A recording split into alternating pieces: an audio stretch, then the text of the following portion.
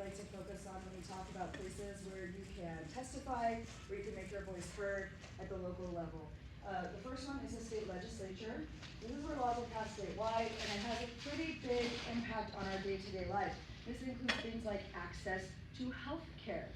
This includes things, well, one of the big things that we are looking at right now with the state legislature, you've probably heard about how the mental health services in the state are being cut, specifically through Medicaid, and that is something that comes directly from the state legislature. The state legislature passed a $450 million tax cut just this past legislative session.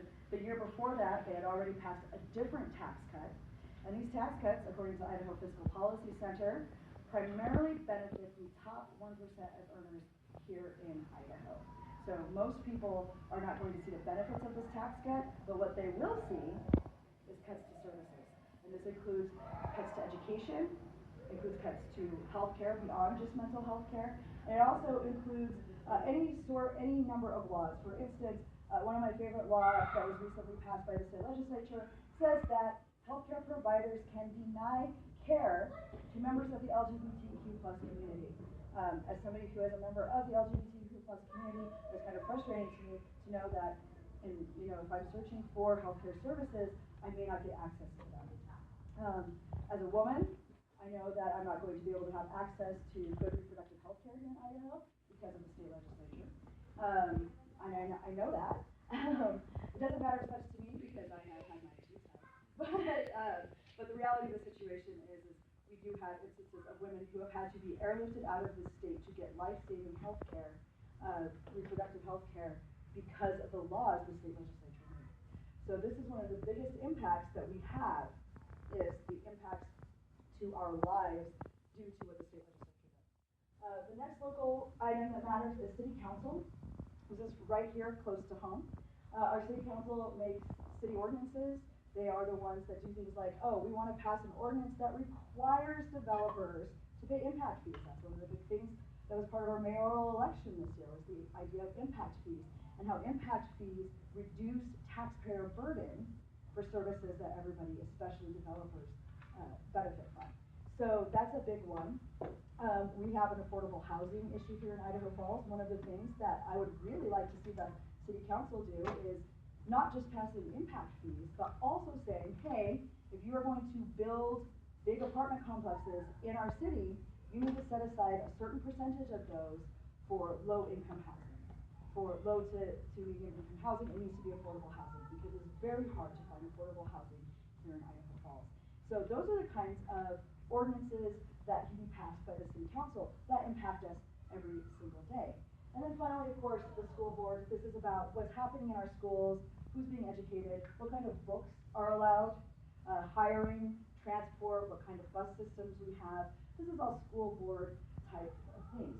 And these are also things that matter to our children and how we function here in Idaho Falls and in Bonneville County. So that is why local is so important, and paying attention to local matters. And it also matters because you are going to have an actual voice and a vote. You can talk to these people, right? You can see them in the grocery store. You can see our representatives in the grocery store and at local events and talk to them. You can go to these meetings and you can testify at these meetings about legislation that you're interested in or that is going to impact your life. And so I think it's very important to pay attention to this and understand how to testify and how to move forward. And just as a side note, a lot of folks do get a little bit confused about, because we do have a complex government apparatus here in the United States, they get a little bit confused about different levels of government and who does what. So we will be sponsoring, coming in the new year, a series of civics classes about the different levels of government, what different areas of government take care of. So we encourage you to keep an eye out for that so that you can participate if needed. I'm going to walk over here and change my slide. All right, so we're going to start with the state legislature and the different ways that you can testify before the state legislature. So there are two ways you can do it remotely. You can do it by Zoom or by phone. And if you guys want afterward, if you want me to send a copy of the slide deck to you, let me know. I'm happy to send the slide deck. And then you provide testimony to the committee without speaking there. There's also written They have 3 different ways you can do that. You can do a for or against. It's very simple, very straightforward, and we'll see how to do that here in a little bit. You can also do a written. You can fill out a form where you can provide your written testimony, and of course you can send an email to your representatives and to the members of the committee. And then finally, it's an in-person. That's when you are present in the room. You usually get about 2 minutes, but you usually need to, it usually helps to fill out the online written testimony form as well if you were planning on testifying in person, because they don't always get to everybody. Some of these big bills, like the school voucher bills, and then some of the other, especially the anti-LGBTQ+ legislation that we had, there were packed rooms, and they usually cut off testimony after a couple of hours. So it's very important, if you really want to make sure it's done, and you do want to do in-person or even remote testimony, consider also submitting written testimony. So you could do this. There's a whole process you have to go through to sign up. It's a whole situation.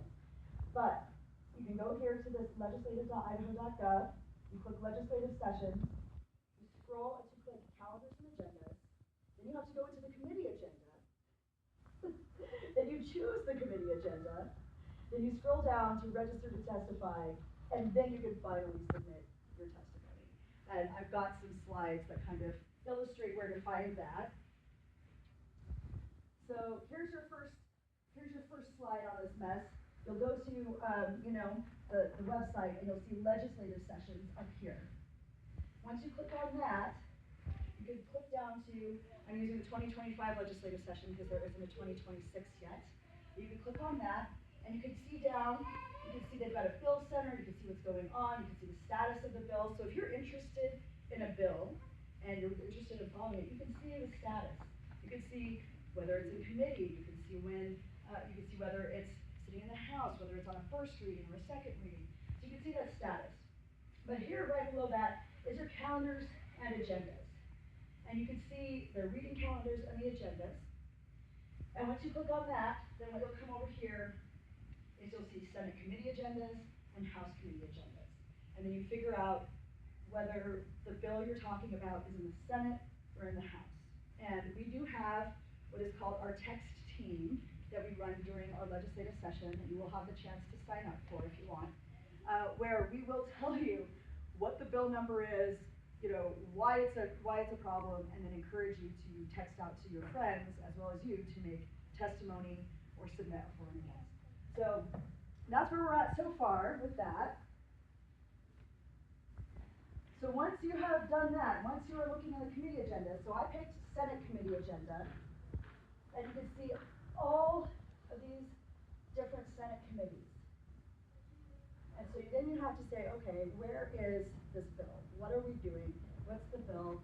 And you can click on whatever that is. I think in mine, it's going to be the health and welfare, probably, for this. So once you do that, then you'll come over here, they'll show you the agenda, and you pick the agenda that you're looking for. It has all of the bill numbers.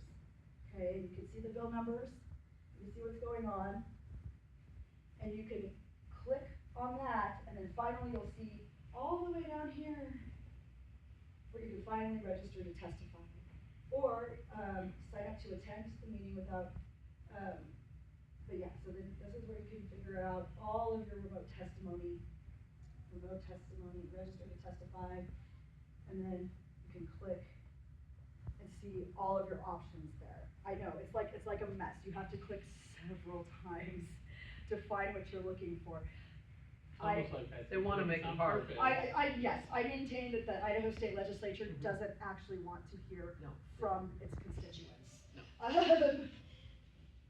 So once you're there, this is what it looks like. So this is HCR 5.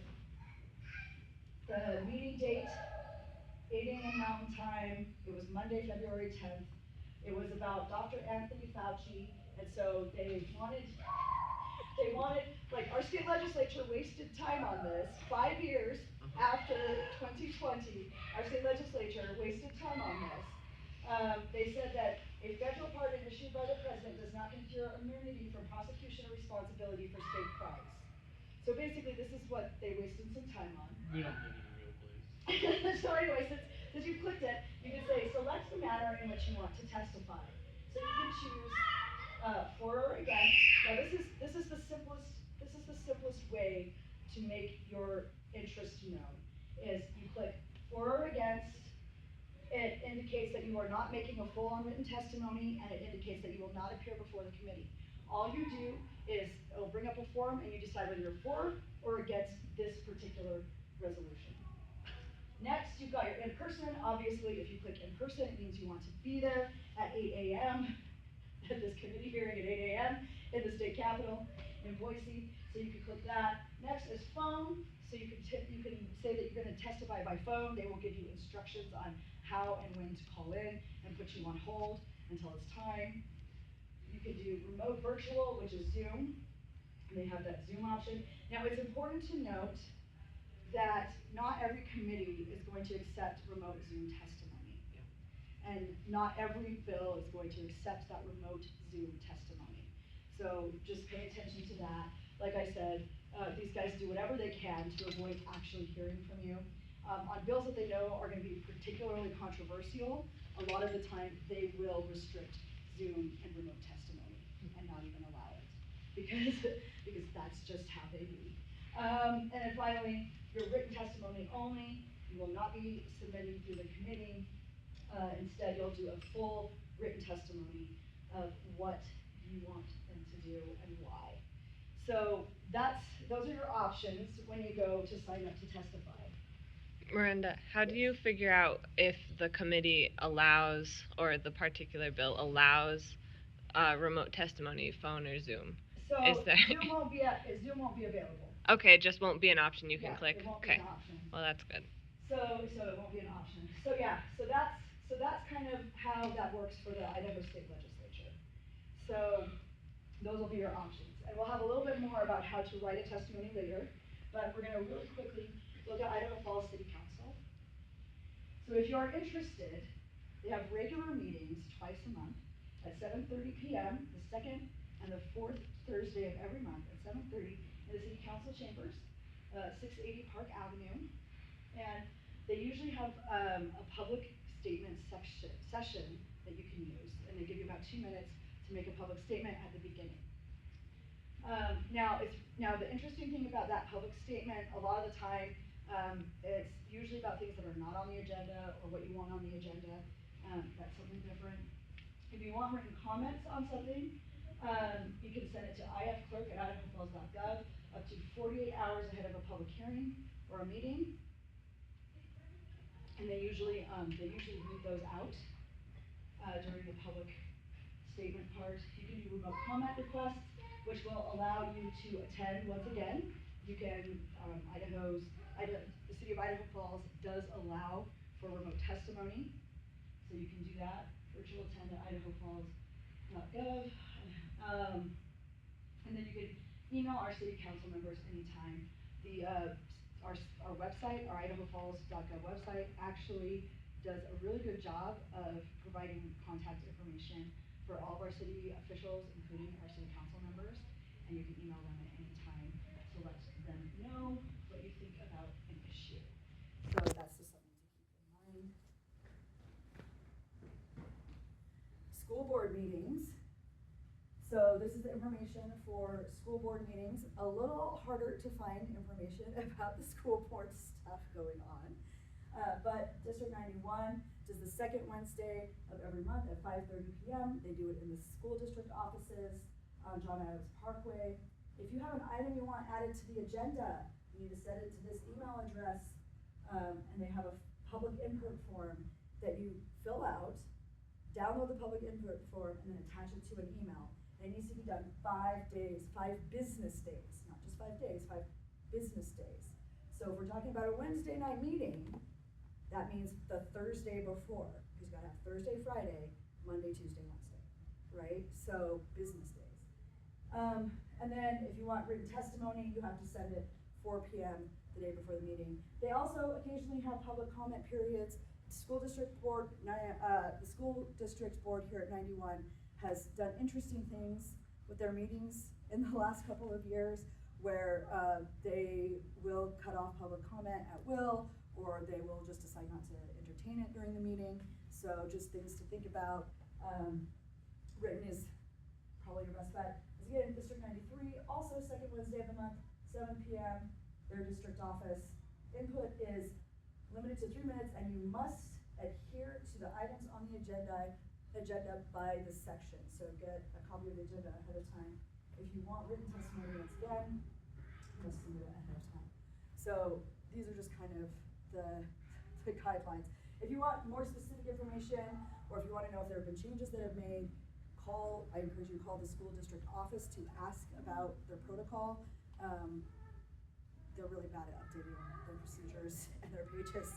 So if you really want to make sure that you have the correct information you need for these school districts, I suggest you call them directly. All right, so now we're going to go ahead and move on to our general tips for testifying. Anytime that you testify, you should provide your first and last name and where you live. Most of the time, your elected officials will want to know that you are actually a constituent of theirs and that you have actual interest in the area. So if you're going to testify to the state legislature, you want to make sure you do your district. Hi, I am Miranda Markwood. I live in Idaho Falls in District 33. And that's how you start your testimony. And that's how you start your email or your written testimony or whatever. City Council, right? Hi, my name is Miranda Markwood. I live in Idaho Falls proper. And, this is my comment. In the school district, I live within the bounds of school district, whatever. If you know your zone, you can say your zone, but most people don't. You can find that information online. But you definitely want your first and last name and where you live. That is one of the most important things to do to establish your identity and that you are a constituent. Next, do you represent an organization? So last time I testified before the City Council, I was doing it on behalf of Habitat for Humanity. Hi, my name is Miranda Markwood. I live here in Idaho Falls, and I am a board member at Habitat for Humanity, whom I am representing today. You don't have to say whom I'm representing today, but you can say I'm a board member with Habitat for Humanity. I'm making comment because this is an issue related to Habitat for Humanity, right? So that's something that you can do as well. So if you are representing an organization, make sure you let them know that you're representing that organization. Next, clearly state whether you're for or against the specific issue in question. So, hi, my name is Miranda Markwood. I live in Idaho Falls in District 33. I would like you to vote no on House Bill 93. So very clear, I would like you to vote no. I encourage you to vote no, however you want to say that. I encourage you to vote no on House Bill 93. For all of you who might know, House Bill 93 is the infamous school voucher, the school voucher bill that they passed, which is also represents about $50 million of our $56 million budget deficit this year. Super fun. 85 next year. I know, right? And so, so then you want to briefly explain why you're against this bill. Hi, my name is Miranda Markwood. I live in Idaho Falls in District 33, and I encourage you to vote no on House Bill 93.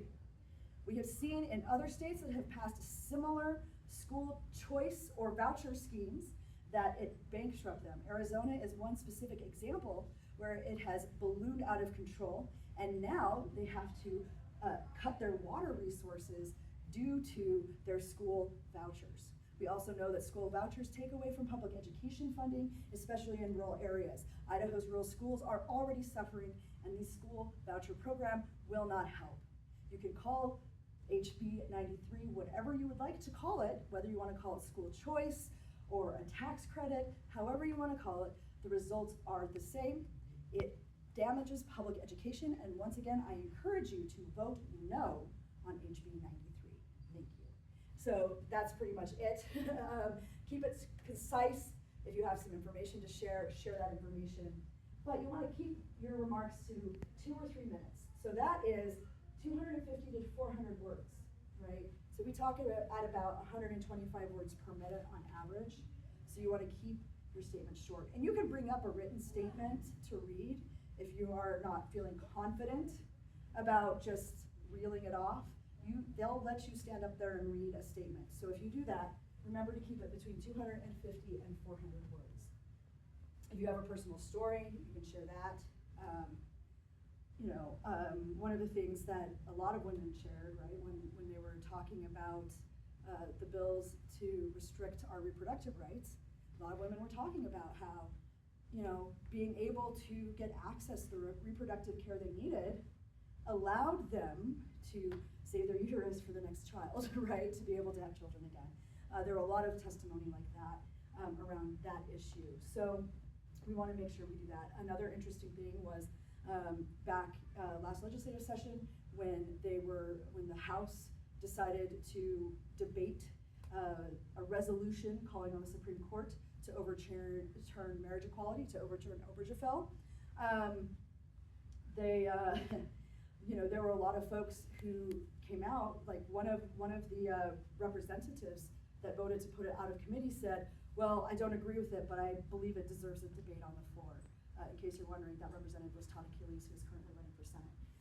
So anyway, he said, I believe it, not those exact words, but he intimated that, well, he's gonna pass it out because he thinks that it deserves a debate on the floor. So maybe you would want to go and say, wait a second, like, hi, my name is Miranda Marquardt.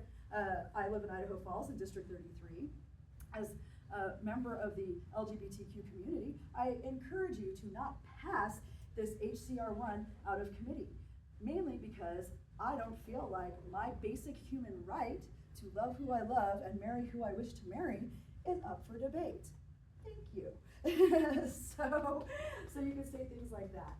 So if you've got a personal story and you can connect to it, that helps as well. All right, so now we are ready to craft our testimony. So once again, as we said, your name, where you live, who you represent, if you're representing a specific organization, the action you want taken. If you know the bill number and it helps to research a little bit ahead of time to research that bill number so that they know exactly what you're talking about, that is very helpful. Why you feel that way. If you have anecdotes or research that supports your position, so like a personal story or actual research, and in those two examples that I gave you just before, right? I had one where I had like the research about how vouchers affected other areas of the country.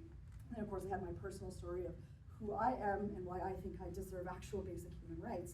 So, those are some of the things that you can include. But once again, we want to make sure you keep it to between 250 and 400 words. And if you ever need any help putting together a testimony, or you want somebody to read it or help you trim it down, I am happy to help you with that, so let me know. One of the things that we do on the text team is provide you with really quick talking points that you can put into a written testimony or an email to our legislators. So if you are on the text team, we provide you with like the basics of that so that you can use that as part of crafting your testimony. Then you can thank them for their time and re-urge them to take your desired action. And once again, if you're speaking out loud, 125 to 150 words per minute is the norm. So we want to keep that testimony short. And I encourage people to practice, especially if they're giving a spoken testimony. I encourage folks to practice that testimony because then you'll make sure that you're in it, you'll know what you're going to say, and you won't flounder as much when you're actually speaking in front of them. And once again, if it helps you to have it to read and have that paper in front of you, like go for it.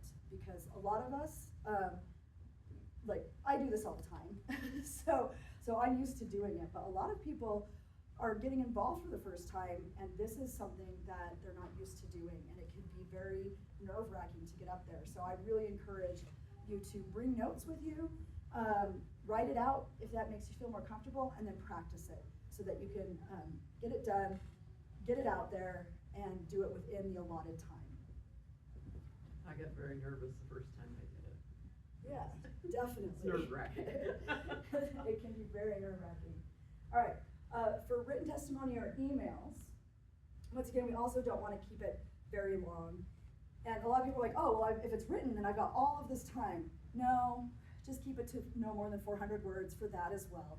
We want to keep it short because they're not going to read it. But when you do your written email, you want your subject line to clearly state the issue or bill number and your disposition for it. So your subject line to the committee or to your individual legislator or to your city council member should be vote no on HB 93. That should be the subject line. Because even if they don't read the email, they know that a constituent wants you to vote no. And so even if they don't read the email, they know exactly what this email is about. Then you start with your name and where you're from. Once again, always start with, my name is Miranda Marquardt. I am from Idaho Falls, District 33. My name is Miranda Marquardt. I live in Idaho Falls. I am in Precinct 4, so that city council knows where I am. Those kinds of things. And then you stick to one issue. We do not send an email or a written testimony that has lots of different issues. You pick one issue that is clearly stated in your subject line. One issue. If you have another issue you're concerned about that you know that they're going to be addressing, that is a separate email with a separate testimony.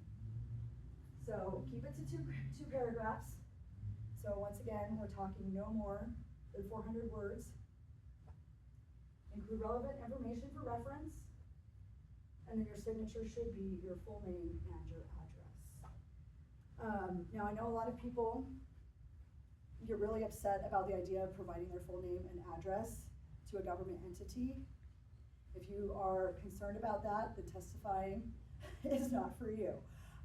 Because they will disregard you if you do not provide verifiable information that they can use to verify that you are part of their constituency. So that's just some things to keep in mind as you go through your written testimony. And then I have where a sample. you are anyway. What was that? They know where you are anyway. So here's a sample. So here we go. This is my sample email here. Subject line, please vote no on HB 93. There's my name, where I live, what I want them to do. Education is important to us. These programs don't offer accountability, right? Because HB 93 had no mechanism for accountability. I could go ahead and open a crappy school right now and ask you to send me your voucher money, and there was no accountability for how that money is being used. I could say that I wanted my voucher money to send my child to a private school, and then decide to keep him in public school anyway, and use the money for whatever I wanted, a vacation, whatever, because there's no accountability in here. So I mentioned this.